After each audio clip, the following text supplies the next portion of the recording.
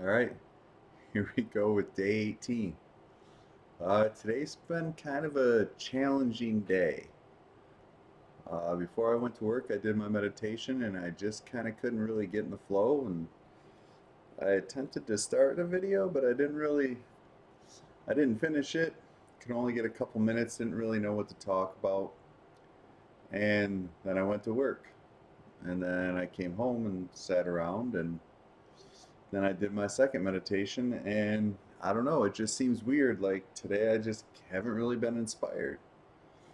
I mean, I just like before work I wasn't feeling it. I just didn't have that like flow and everything. So I guess it's a good way to say that every day we're not going to have that flow. And I guess on days that we don't, we just kind of go with what happens. Maybe it's I, I did hear something before where some days you just need to rest. Some days you just need to recharge. Some days you need to not do anything. And as part of this challenge, I have to do a video, so I had to do something. But maybe today my body and my mind and my spirit was telling me that it was just a day to rest. So maybe that's a good way to reiterate that even though we put so much energy in what we're trying to accomplish or what we're trying to do, that we do have to rest from time to time.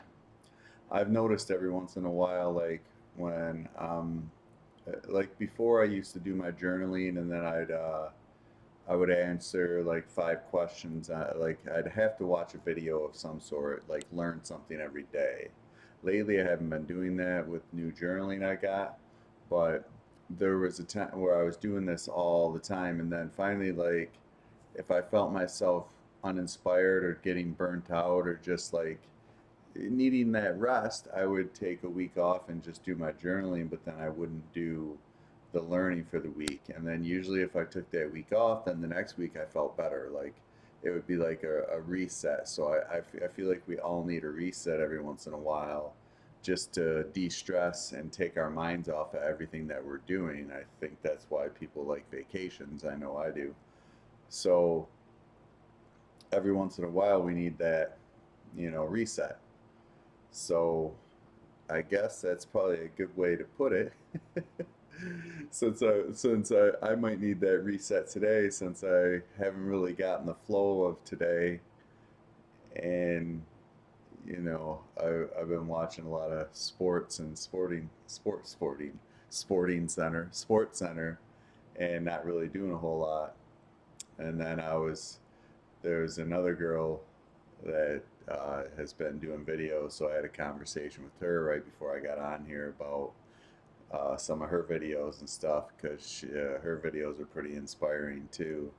They kind of help me kind of refocus and reset too. So definitely that's the best thing about being on YouTube is sharing with other people too. You get to share your content and then you get to watch other people's and then you kind of have a conversation with them so that maybe you start promoting each other and the more the circles grow the more people that get interested in everything and hers are more about God and stuff which is pretty cool too but uh, I'm more into like spirit but God's spirit too so I figure it all kinds of goes together.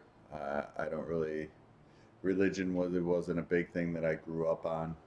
I was more spiritual.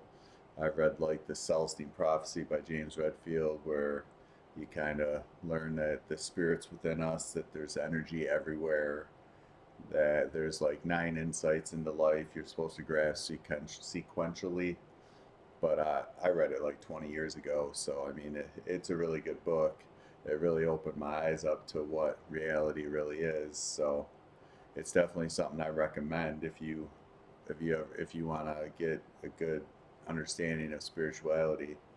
So it kind of talks like how you meet everybody for a reason, and that on your journey in life you kind of meet people at certain times in your life that'll teach you something, or that are there to help you, get over something or understand something, or just have impact on your life. Like, I know for the longest time I never watched Tony Robbins because I just didn't like the way he jumped around and did all these crazy things, and I thought he was more of a rah-rah cheerleader guy. And then somehow, so I never really paid attention to him. My friend introduced me to him in like the 90s, but then for 26 years I just ignored him. And then finally, like during the pandemic, I all of a sudden just came across a couple of his videos and watched them. And then I was like, wait a second, there's something about this dude. And then the more I watched him, the more I seen like his compassion, his love, and his like sincerity of wanting to help everybody and try to teach us all that we are that we are capable of doing more than we thought we could, or at least I thought I could.